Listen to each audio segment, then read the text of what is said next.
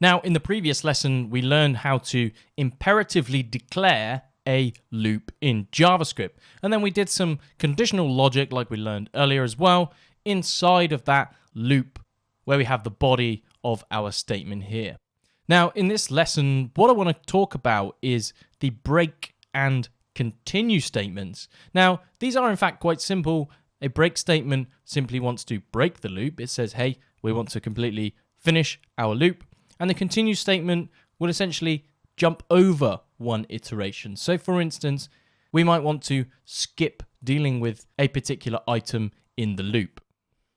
Now, to demonstrate this, what we're going to do inside of here is break our loop. We'll start off with break because it's nice and simple.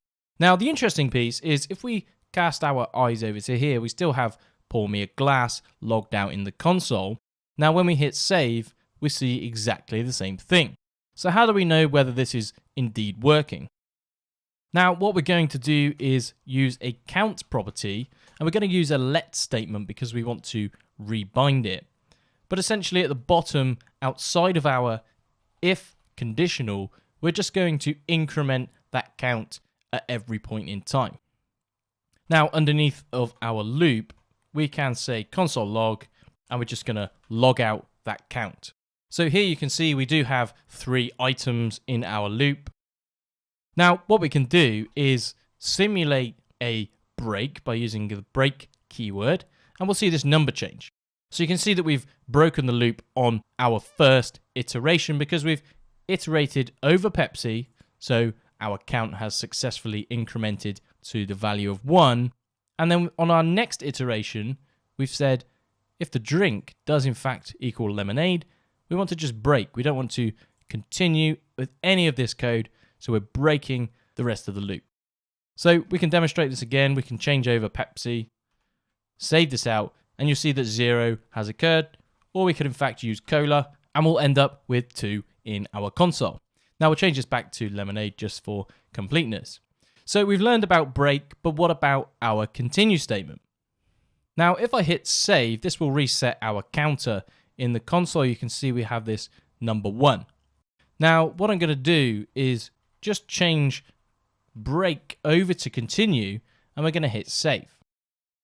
Now, this is really interesting because it's kind of doing the opposite and continuing a loop instead of breaking the loop, but we're essentially ignoring everything in this statement.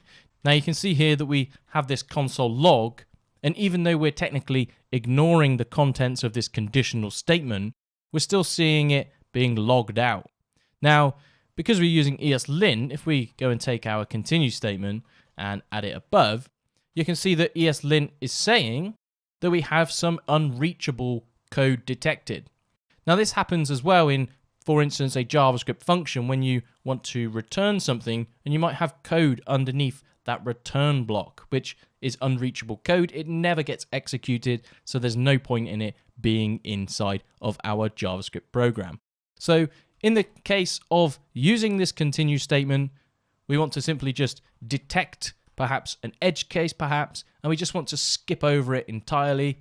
That is where our continue would come into play. There are, of course, thousands of other reasons why we could use this, depending on your use case, but this is essentially the bare bones of what the continue and break will do. So we'll revert this back just to make sure that we have our finalized code. And I'm also going to add break back in, but I'm just going to leave it commented out so we can remember the difference between the two. So in this lesson, by demonstrating with a count, a manual count, we're going to be incrementing it from 0 to 1 to 2 to 3, but then we can cleverly experiment with the continue and the break statements. And this primes you with the knowledge that if you need to skip over something or just you found that particular item, that is where the break comes in. So for instance, if all we want to learn about and all we care about is this drink is lemonade, we don't care about Pepsi or cola, then we just want to use the more suitable break statement. And this is because of performance reasons. We don't want to just find our one item. We could have an array of 1,000 drinks, and we're going to find our number one item and then iterate over 999 more items quite pointlessly. So it might be that the item that we want is number 500 in the list.